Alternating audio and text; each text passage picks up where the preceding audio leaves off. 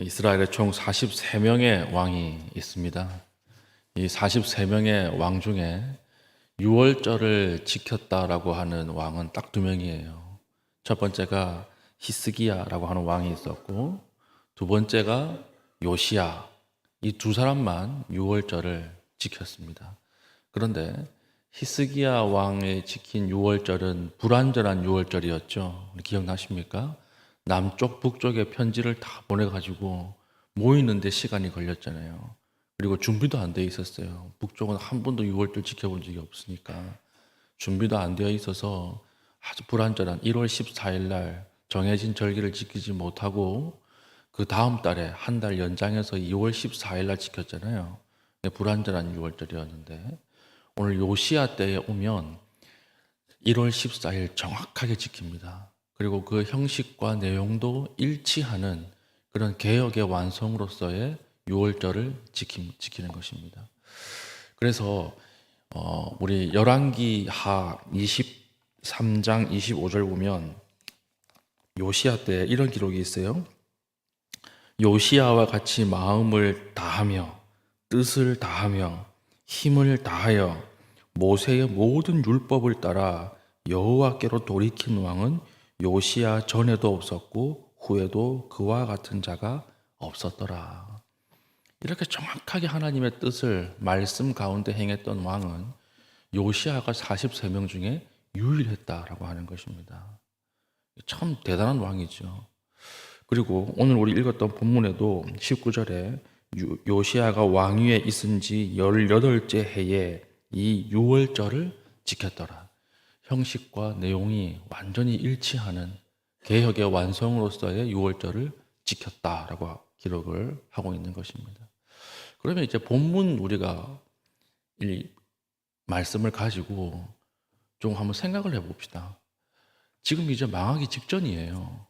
이제 망해요. 이제 곧 36장에서 역대하가 끝나요. 이제 나라가 망하는 거예요. 그럼 하나님께서 아예 초기 때 은혜를 주시지. 어차피 망할 나라인데. 그렇지 않습니까, 여러분? 여러분, 캠핑이 다 끝나고 나서 이제 텐트를 걷어야 되는데 그때 다시 장작에 불을 붙이는 사람 누가 있습니까? 다 끝날 나라예요. 다 망할 나라예요, 이제. 이제 사라질 나라예요. 그런데 하나님 너무 비효율적이게 왜 지금 은혜를 주시냐는 거예요. 아니, 초기에 솔로몬 때 주시거나 나라가 망하기 전에 주시거나 뭐 그렇게 하면 안 됩니까? 아주 초기에 은혜를 주셔서 하나님 앞에 백성이 돌아오게 하면 되는데 하나님께서 이제 곧 망할 나라 지금 은혜를 주셔서 뭐 할 거예요? 지금 이제 하나님 세우셔서 무엇을 할 겁니까? 그런데 하나님께서는 타이밍이 참 이상하게도 망하기 직전에 원래 소설 같으면 35장 되면 이제 망하는 조건이 나와야 되겠죠. 여기저기서 문제가 막 터지고 이제 그 망국에 대한 증상이 나오고 그리고 나서 역대하 36장에 이렇게 해서 망했더라. 이게 끝나야 되는데 그게 아니고 지금 한번 마지막 확 타오르는 것처럼 그렇게 하나님 은혜를 주신 다음에 36장에 망해요. 남유다도 결국 망하는 길로 간다라고 하는 것입니다. 하나님 왜 이렇게 하시냐는 거예요.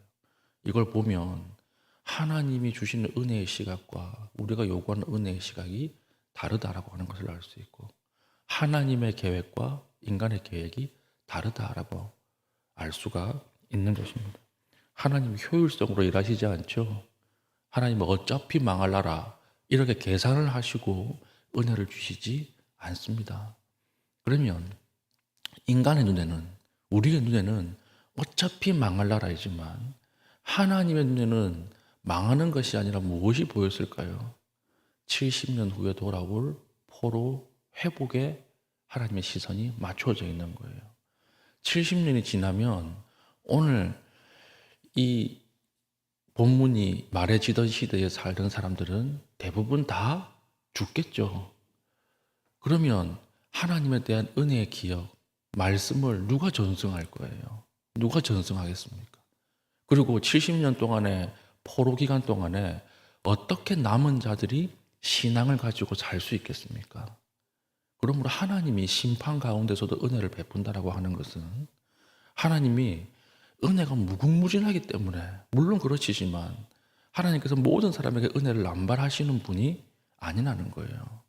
누굴 위해서 은혜를 주시느냐?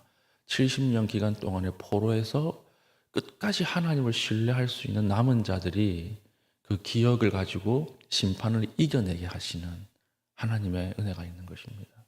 그리고 마지막 그 심판의 시기에 의인과 악인을 솎아내는, 구별해내는 기능이 오늘 은혜 안에 있는 거예요. 하나님께서 심판 직전에 은혜를 주심으로 말미암아서 70년 후에 돌아올 포로의 일을 마친 사람들이 희미하게라도 하나님이 어떤 분이시라고 하는 것을 깨닫게 하는 거예요. 어머니에게 들었을 거 아니에요. 아버지에게 들을 거 아니에요. 야, 그때 이랬어. 마지막에 이랬어.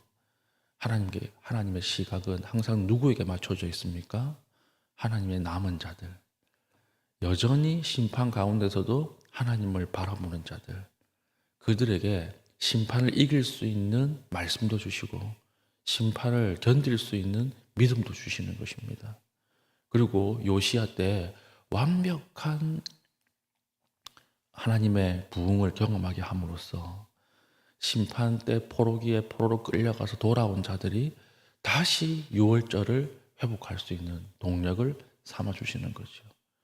이걸 보면 하나님께서는요, 심판 가운데서도 심판이 목적이 아니에요. 심판은 예수 그리스도에게서 이미 끝이 났어요. 우리가 받아야 할 심판은 예수 그리스도가 다 받으셨습니다. 우리에게는 심판이라고 말하면 안 되죠. 징계라고 이야기하죠. 성경에서는. 징계는 있을 수 있지만 그러나 심판은 끝났습니다. 하나님께서 여전히 심판 계획 가운데서도 남은 자들을 보호하시고 불러내시고 구원해내십니다. 이게 하나님의 심판 중에 행하시는 은혜예요. 어차피 망할 나라, 어차피 끝날 백성, 그렇게 보지 않으신다라고 하는 것입니다. 오늘 이 시대에 뉴스를 들어보면 얼마나 하나님의 손이 가까이 있습니까? 이제는 죄악이 하나님의 손 아래 다 있어요. 제가 정말 기도하는 것이 전쟁이 나지 않도록 기도합니다. 이 백성이 이러다가 하나님이 한번 흔들 수도 있겠구나. 전쟁이 나지 않도록 기도해요. 그만큼 심각한 죄악 속에 있습니다. 그럼에도 불구하고 하나님은 은혜를 베푸시죠. 왜 은혜를 베푸실까요? 우리를 위해서 베푸시는 거예요. 이 시대에도 여전히 새벽에 하나님 은혜를 주십니까? 이 시대에도 여전히 예배 가운데 나올 때마다 눈물을 주십니까?